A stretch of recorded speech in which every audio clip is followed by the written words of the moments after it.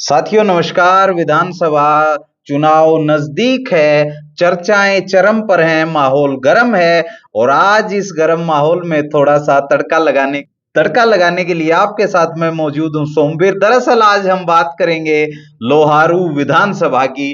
क्या लोहारू विधानसभा का इतिहास और क्या लोहारू विधानसभा के समीकरण हैं। दरअसल लोहारू विधानसभा को लेकर के एक बात आम है, यहां पर शोराण नॉन शोराण की जो जंग है वो पिछले कई सालों से कई योजनाओं से चलती आ रही है। यहां पर मौके पर मौजूद हैं विधायक जो हैं वो वित्त मंत्री थे हरियाणा सरकार में जयप्रकाश दलाल जी, जो 2019 में पहली बार विधानसभा में चुन करके आए थे। लेकिन इस बार क्या समीकरण हो सकते हैं, यहां इस बार मुकाबला आमने सामने का होगा। कांग्रेस और भाजपा के बीच मुकाबला है। भाजपा के प्रत्याशी लगभग फाइनल माने जा रहे हैं जेपी दलाल। आज हम बात करेंगे लोहारू में कांग्रेस पार्टी के उम्मीदवारों के बारे में। क्या कांग्रेस पार्टी फिर से किसी शोराण पर दांव खेलेगी या फिर दोनों ही पार्टियां शोराण गोत्र की अनदेखी करेंगी। लोहारू विधानसभा के बारे में जान लीजिए। लोहारू विधानसभा हरियाणा के दक्षिण में स्थित भिवानी जिले में पड़ती है, जो भिवानी शहर से लगते हुए गांव से राजस्थान तक फैली हुई है। शोराण गोत्र का यहां लगातार प्रभाव रहा है, तो इसको लेकर के ये कयास लगाए जा रहे हैं कि कांग्रेस पार्टी किसी शोराण को टिकट दे। यहां कौन कौन टिकट मांग रहा है कांग्रेस पार्टी की, वो जान लीजिए।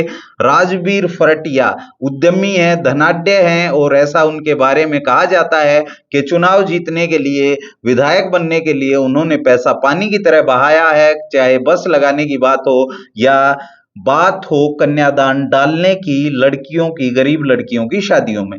दूसरा नाम है बंसीलाल के संबंधी, बंसीलाल के परिवार से रिश्तेदार सोमवीर शोराण का, जो 1996 में हरियाणा विकास पार्टी से लोहारू से विधायक बने। उसके बाद 2005 में कांग्रेस पार्टी की टिकट पर फिर से जीत करके आए, लेकिन अब पिछले 3 योजनाओं से उनके हाथ खाली हैं। क्या इस बार पार्टी उन्हें टिकट दे सकती है। तीसरी बात करूंगा मैं नरेंद्र राज गागड़वास की। नरेंद्र राज गागड़वास राज सिंह गागड़वास के पुत्र हैं, गागड़वास गांव से आते हैं और लगातार संघर्ष कर रहे हैं विधानसभा में। हरियाणा कांग्रेस के प्रदेश प्रवक्ता हैं, जिनकी दावेदारी बताई जा रही है क्योंकि वो भी शोराण गोत्र से संबंध रखते हैं। राजवीर फरटिया के बारे में जान लीजिए कि क्या उनको टिकट मिल सकती है, क्या उनकी टिकट कट सकती है। उनके लिए सबसे नकारात्मक पॉइंट है, वो शोराण गोत्र से नहीं आते हैं, उनका दत्तरवाल गोत्र है और फरटिया गांव है। तो ये उनके लिए एक ड्रॉबैक की स्थिति हो सकती है कि कांग्रेस पार्टी किसी शोराण की अनदेखी कर क्या रिस्क लेना चाहेगी। दूसरी उनकी कमजोरी हो सकती है कि दीपक बाबरिया का बयान आया है। दीपक बाबरिया ने कहा है कि किसी भी दागी नेता को जिस पर भ्रष्टाचार समेत किसी प्रकार के क्रिमिनल केसेस चल रहे होंगे, उसे टिकट नहीं दिया जाएगा, बेशक उसका सर्वे में नाम आए। तो उनकी कंपनी दत्तरवाल कंस्ट्रक्शन पर 850 करोड़ रुपए के फ्रॉड करने के आरोप लगे हैं। एनजीटी का मुकदमा उन पर चल रहा है, उसके लिए टीम का गठन भी पहले हो चुका है। तो क्या इस प्रकार के घोटालों के आरोपी को कांग्रेस पार्टी टिकट देगी।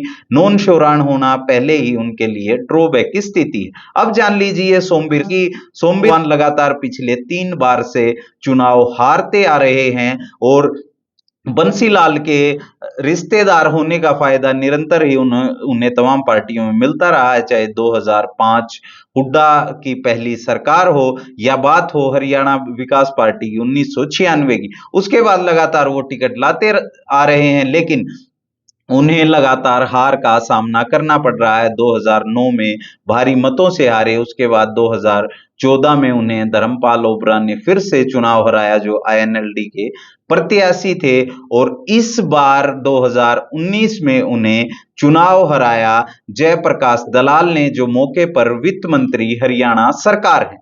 तीसरे कैंडिडेट के बारे में जिक्र कर लेते हैं। तीसरे कैंडिडेट कौन है?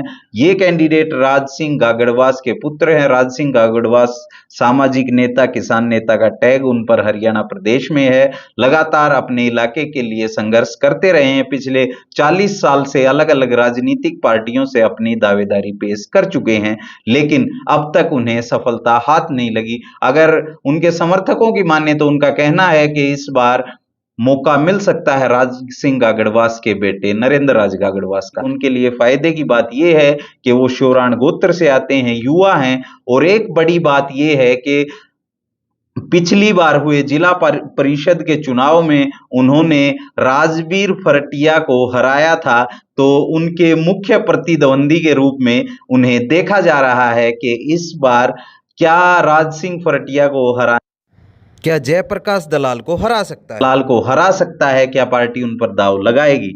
टिकट का कांग्रेस पार्टी का कोई भरोसा नहीं है अब तक। सर्वे हालांकि फिनिश हो चुके हैं। सर्वे की स्थिति ये है कि जिन 3 लोगों के मैंने नाम बताए उनके पैनल में नाम है, आखिरी सर्वे उन्हीं के नाम पर हुआ है। तो ये देखने वाली बात होगी, क्या जयप्रकाश दलाल को हराने के लिए कांग्रेस पार्टी और आला हाईकमान की क्या रणनीति रहेगी या सीट ये हाथ से जाती रहेगी?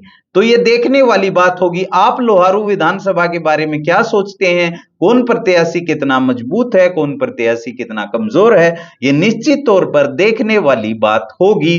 और ये जो बड़ी बात है, शोराण गोत्र का जिक्र मैं करना चाहूंगा। शोराण गोत्र का हरियाणा की राजनीति में खासा प्रभाव है और हरियाणा के मजबूत गोत्रों में से एक गोत्र शोराण गोत्र को कहा जाता है। शोराणों की संख्या हरियाणा में 4 विधानसभाओं पर डायरेक्टली और 4 विधानसभा पर इनडायरेक्टली वो प्रभाव डालते हैं। अगर बात लोहारू की हो, बाडडा की हो, या बात नारनौंद की हो, या फिर बात हो बरवाला की, तमाम अलग अलग विधानसभाओं पर शोराण गोत्र के वोटरों का प्रभाव रहा है। डायरेक्टली वो लगभग 1.5 लाख, इनडायरेक्टली लगभग 3 लाख वोटों को वो प्रभावित करते हैं। तो क्या इस वक्त आपको बता दूं कि 90 की विधानसभा में कोई भी शोराण गोत्र का व्यक्ति चुनाव जीत करके विधानसभा पिछली बार नहीं पहुंचा था।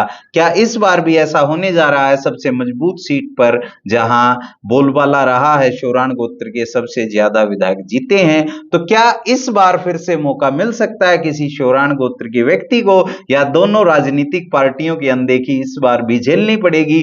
ये देखने वाली बात होगी। आप इस पूरे मामले पर, पूरे मसले पर क्या सोचते हैं, वो कमेंट बॉक्स में जरूर बताएं।